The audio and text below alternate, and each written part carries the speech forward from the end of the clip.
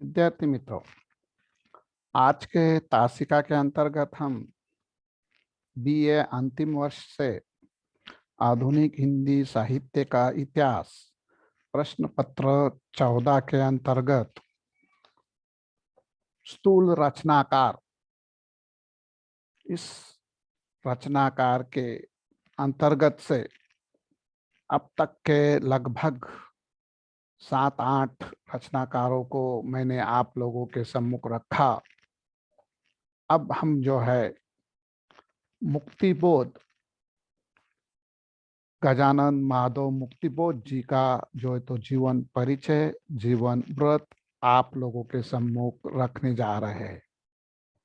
मित्रों देख लीजिए, इससे पूर्व हमने अज्ञे, महादेवी वर्मा, सुमित्रानंदन पंत, त्रिपाठी निराला, सूर्यकांत त्रिपाठी निराला, जयशंकर प्रसाद, मैथिली शरण गुप्त, अयोध्या सिंह उपाध्याय, हरिऔध और भारतेंदु,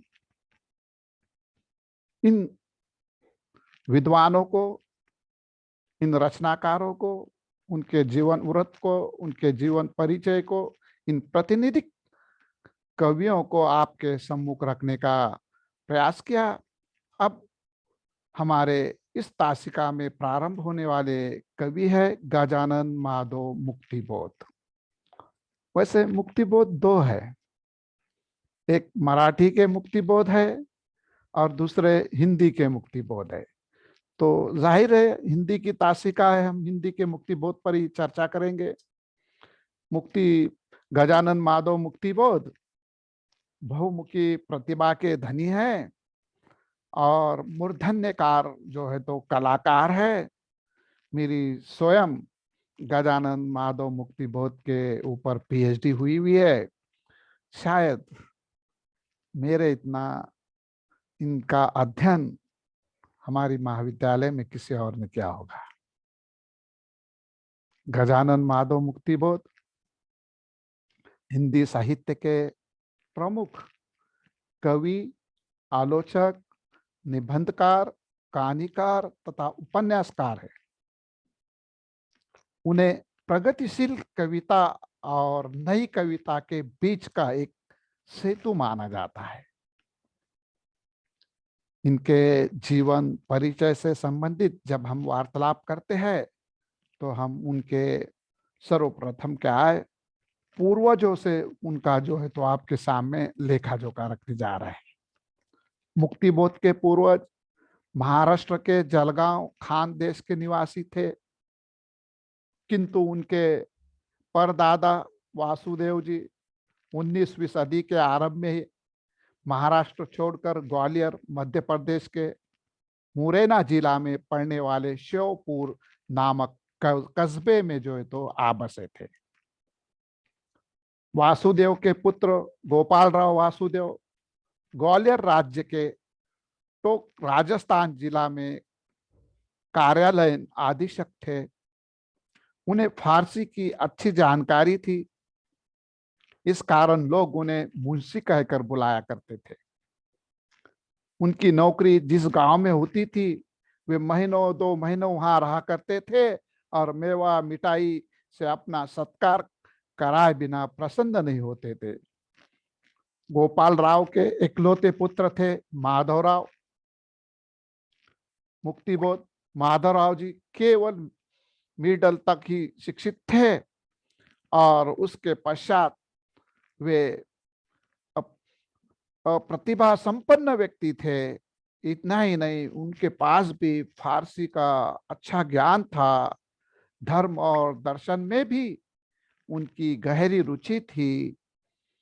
वे कोतवाल थे, उज्जैन की सेंट्रल कोतवाली, जिसकी दूसरी मंजिल पर माधवराव जी का आवास था। सर सेठ हुकुम चंद का महल था, वहां सुख सुविधाओं की कोई कमी नहीं थी। माधवराव जी कर्तव्य परायण और न्यायनिष्ठ व्यक्ति थे। पुलिस विभाग में रहकर भी उन्होंने हमेशा परले दर्जे की ईमानदारी का ही परिचय दिया। वे महात्मा गांधी के प्रशंसक थे और लोकमान्य तिलक के पत्र केसरी के ग्राहक थे। वे बहुत अच्छे कथावाचक और दैनंदिन लेखक भी थे। उनका निधन मुक्ति बोध की मृत्यु के दिन ही हुआ है। देख लीजिए, माधवराव की पत्नी एवं मुक्ति बोध की मां पार्वतीबाई ईसागढ़ बुंदेलखंड शिवपुरी के एक समृद्ध किसान परिवार की थी। वे छठी कक्षा तक शिक्षित थी। वे भावुक और स्वाभिमानी भी थी। हिंदी के प्रेमचंद और मराठी के हरिनारायण आप्टे उनके प्रिय लेखक थे। मुक्ति बोध के निधन के कुछ ही समय बाद उनका भी देहांत हो गया। मित्रों, मैं यहाँ पर आप लोगों के सम्मुख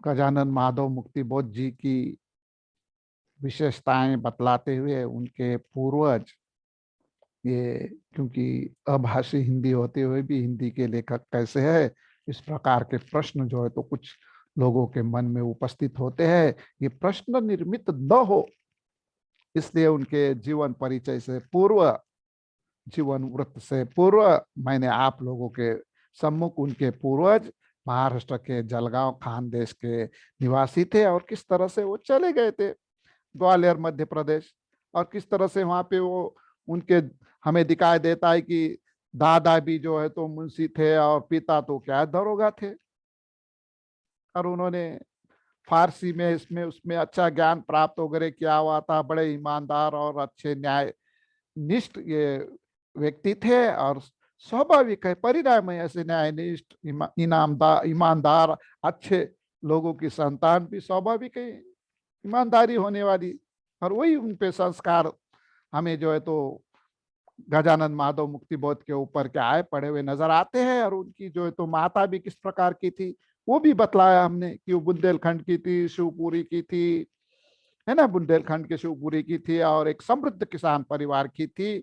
वे छठी कक्षा तक उस समय पढ़ी हुई थी और भाविक स्वाभिमानी थी।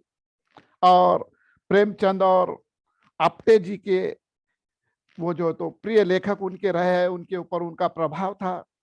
और ये भी जो है तो कुछ समय के बाद क्या है हमें दिखाई देता है भगवान के पास सिधार गए। तो अब मैं मूल रूप से गजानन माधव मुक्ति बोध के आरंभिक जीवन का जो है तो लेखा जोखा या उसका स्थूल परिचय आप लोगों के सम्मुख रख रहा हूँ।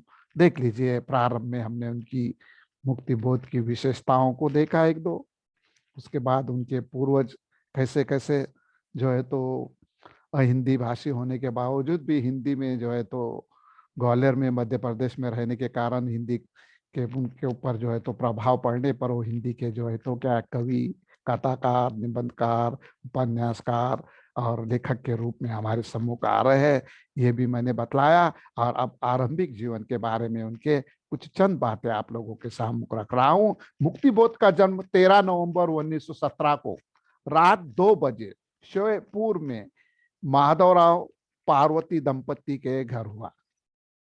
शिशु का नाम रखा गया गजानन माधव मुक्ति बोध। वे माता पिता की तीसरी संतान थे। उनसे पहले के दोनों शिशु अधिक जीवित न रह सके थे। इस कारण मुक्ति बोध के लालन पालन और देखभाल पर अधिक ध्यान दिया जाने लगा। कहते हैं ना, दूध का जला छाछ भी फूक के पीता है। दो दो सदमे से माता पिता गुजर चुके थे। परिणाम तो ये होने वाला था कि वो उसका बड़ा लाड़ प्यार से लालन पालन करते हुए खूब उसकी देखभाल वगैरह किया कर रहे थे। और उन्हें खूब स्नेह और ठाट मिला। शाम को उन्हें बाबा गाड़ी में हवा खिलाने के लिए बाहर ले जाया जाता था। 7-8 की उम्र तक अर्धनी उन्हें कपड़े पहनाते थे। देख लीजिए इनका ठाट। उनकी सभी जरूरतों का ध्यान रखा जाता रहा। उनकी हर मांग पूरी की जाती रही। उन्हें घर में बाबू साहब कहकर पुकारा जाता था। वे परीक्षा में सफल होते तो घर में उत्सव मनाया जाता था। इस अतिरिक्त लाड़ प्यार और राजर्षि ठाट बाट में पला बालक हट्टी और जिद्दी हो गया। स्वाभाविक है, बच्चों पर परवरिश का क्या है असर होता है, माहौल का असर होता है ना। तो होने वाला था ये थोड़े जिद्दी हट्टी, लाड़ प्यार में सड़े हुए, बोलते ना, बहुत प्यार में लाड़ में सड़े हुआ है, ऐसा है वैसा है, आम शब्दों में हम वार्तालाप करते हैं ना, उस प्रकार की उनकी यहाँ पर जो है तो क्या है स्थिति थी। अब इनकी शिक्षा के बारे में देख लीजिए। इनके पिता पुलिस विभाग में इंस्पेक्टर थे। अक्सर इनका क्या है तबादला हुआ करता था। आज भी देखते हैं हम, जो भी कलेक्टर है, एसपी है, इंस्पेक्टर है ना, वो एक स्थान पे रह नहीं सकते। उनका प्रावधान ही इस प्रकार का हुआ करता है कि हर 3 वर्ष के, कम से कम 3 वर्ष के बाद उन्हें जो है तो क्या है वो स्थान छोड़कर अन्य स्थान पर जाना पड़ता है। वो बात अलग है कि हम देखें तो पता चलता कि कुछ कुछ लोग साल भर भी नहीं टिकते, कुछ कुछ लोग साल भर भी नहीं टिकते। अब हमारे पास कितने कलेक्टर एसपी वगैरह आए हमारे जीवन में, हम देख रहे, तो न जाने एक के बाद एक जो है तो क्या है अफसर आ रहा और जा रहा। बहुत कम है ऐसे जिसने पूरा पूर्ण काल किया हो यहाँ पे।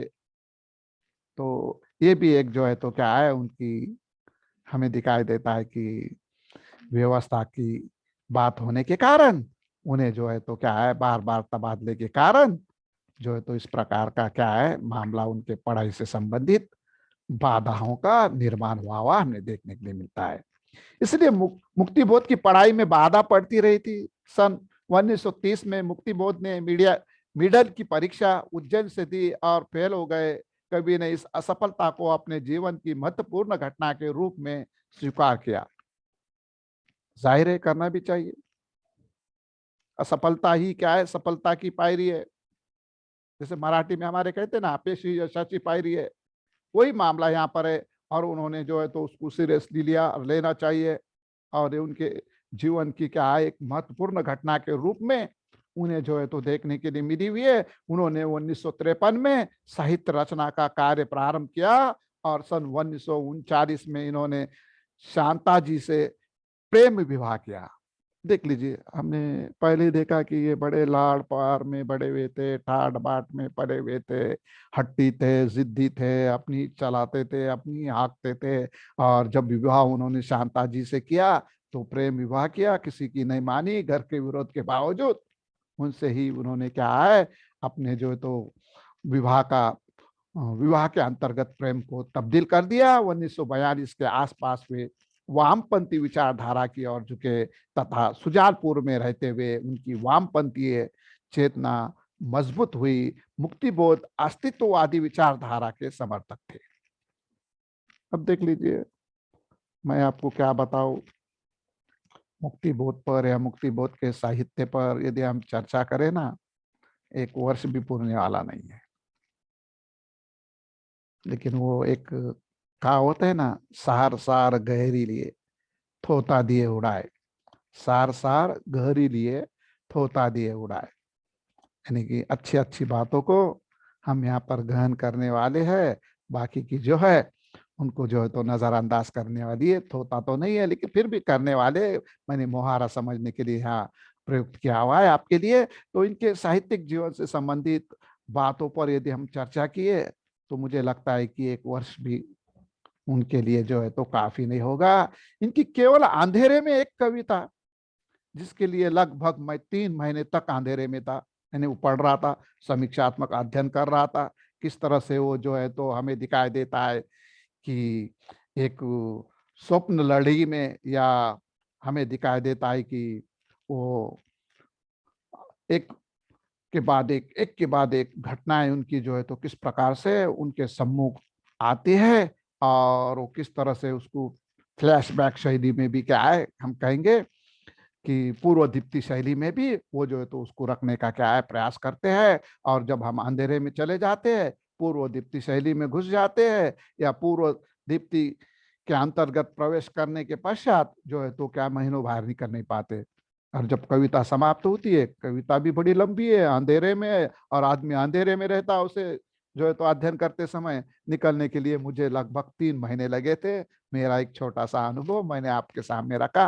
तो देख लीजिए, इनके साहित्यिक जीवन के बारे में मैं आप लोगों के सम्मुख बातें रख रहा हूँ। जितनी भी चर्चा की जाए कम है, लेकिन हमारे पास समय सीमा है और हमें जो है तो इनका जो है तो क्या स्थूल परिचय देखना है। इसलिए अधिक इनके बारे में देखने की आवश्यकता नहीं। मुक्तिबोध तार सप्तक के पहले कवि थे। मनुष्य की अस्मिता, आत्मसंघर्ष और प्रखर राजनीतिक चेतना से समृद्ध उनकी कविता पहली बार तार सप्तक के माध्यम से सामने आई, लेकिन उनका कोई स्वतंत्र काव्य संग्रह उनके जीवन काल में प्रकाशित नहीं हुआ। तार सप्तक, चांद का मुंह टेढ़ा है, भूरी भूरी खाक धूल, ये तमाम उनकी जो है तो संकलन जो है, या ये जो काव्य संकलन है, ये उनके मृत्यु के पश्चात जो है तो प्रकाशित हुई। जीते जी लोगों, प्रकाशक लोगों ने इनकी रचनाओं से जो है तो क्या है परहेज किया, उसे छपने से जो है तो क्या है वो परहेज करते थे। और क्योंकि ये बेबाक और जो है तो खरी बात सुनाते थे, क्योंकि मुक्तिबोध ने मराठी के खरी शब्द का इतना प्रयोग किया, इतना प्रयोग किया कि वो हिंदी में भी जो है तो आप प्रचलित हुआ, इसलिए मैंने खास उनके शब्द का यहाँ पर प्रयोग किया कि उनकी खरी बात पर जो है तो आपत्ति लेते हुए प्रकाशक महोदय ने उनके साहित्य को छापने का क्या है प्रयास किया हुआ है। और इसका परिणाम यह हुआ कि उनके मृत्यु के पश्चात उनकी सारी रचनाएं प्रकाशित हुई है। तो मैं आप लोगों को यहाँ बतला रहा था कि उनके जीवन काल में कोई रचना प्रकाशित नहीं हुई, ना हो पाई। मृत्यु के पहले श्रीकांत वर्मा ने उनकी केवल एक साहित्य की डायरी प्रकाशित की थी, जिसका दूसरा संस्करण भारतीय ज्ञान पीठ से उनकी मृत्यु के 2 महीने बाद प्रकाशित हुआ। ज्ञानपीठ ने ही चांद का मुंह टेढ़ा है प्रकाशित किया था। इसी वर्ष नवंबर में 1964 में नागपुर के विश्व भारती प्रकाशन ने मुक्तिबोध द्वारा 1963 में ही तैयार कर दिए गए निबंधों का संकलन नई कविता का आत्मसंघर्ष तथा अन्य निबंध को प्रकाशित किया था। परवर्ती वर्षों में भारतीय ज्ञानपीठ से मुक्तिबोध के अन्य संकलन काट का सपना तथा विपात्र लघु उपन्यास है उनका यह प्रकाशित हुआ। पहले कविता संकलन के 15 वर्ष बाद 1980 में उनकी कविताओं का दूसरा संकलन भूरी भूरी खाकधूल प्रकाशित हुआ और 1985 में राजकमल से पेपर बैंक में 6 खंडों में मुक्तिबोध रचनावली प्रकाशित हुई। वो हिंदी के इधर के लेखकों की सबसे तेजी से बिकने वाली रचनावली मानी जाती है। कविता के साथ साथ कविता विषय चिंतन और आलोचना पद्धति को विकसित और समृद्ध करने में मुक्तिबोध का अन्य साधारण योगदान रहा हुआ हमें देखने के लिए मिलता है। उनके चिंतन परक ग्रंथ में एक साहित्यिक डायरी, नई कविता का आत्मसंघर्ष और नए साहित्य का सौंदर्य शास्त्र, भारत का इतिहास और सांस्कृतिक इतिहास लिखी गई उनकी पुस्तकें है। काट का सपना तथा सतह से उठता आदमी उनके कहानी संग्रह है तथा विपात्र जो है तो उपन्यास है। उन्होंने वसुंधा, नया खून आदि पत्रों में संपादक कार्य भी जो है तो क्या हुआ हमें देखने के लिए मिलता है।